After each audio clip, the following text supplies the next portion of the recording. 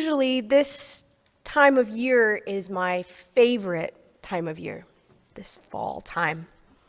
But the last couple of years I realized it was hard to feel excited about the fall. Isolation, fear of being indoors, closures that made the fall just feel sad. Last year, if you recall, we were really excited to finally have in-person service again, but it wasn't very exciting without the ability to see each other's smiles and no coffee. But this September, for the first in what feels like a very long time, I am excited. I'm excited about the shift in the weather, that new crayon smell of back to school, and all the amazing things that we have been planning here at the fellowship. It has made me think about change. Change, as they say, and Kim said, is the only constant. But there has been a lot of change here in the past several years, most notably ministry and staff changes that have been challenging for us as we have said goodbye to people we love. But also changes in program, changes in the way we do Sunday morning services, changes in our membership, people who have left or moved or passed on from life, and of course, beloved new faces who have joined us. And of course, the pandemic wrought innumerable changes. Changes in our world and in our fellowship community was not spared from those changes. Changes in how we connect and communicate and work together.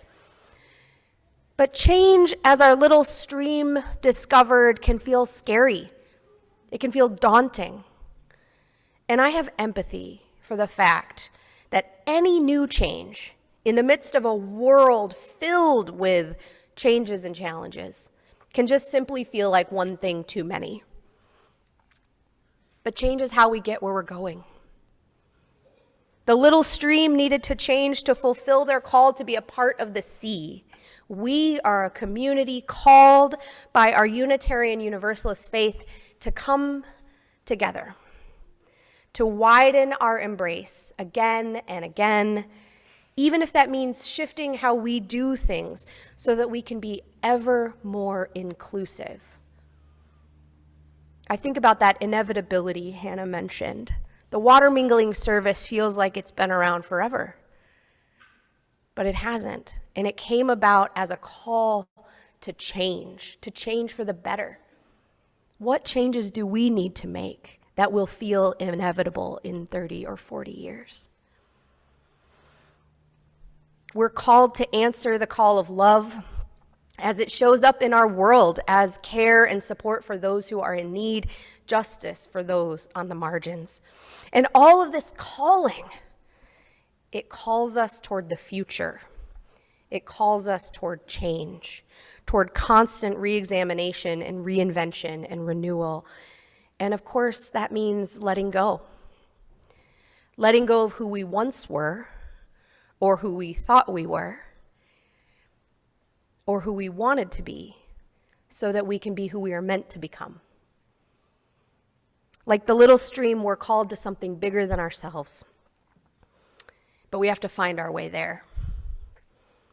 We can be open to this transformation. Maybe it's the optimism of the fall speaking, but I feel certain that if we allow ourselves to do that, to be open to the transformation, if we trust that we will be carried, if we have the willingness to look around and see the beauty in the change, the rainbow that is possible when we let go, then we might actually get to that future that we're envisioning.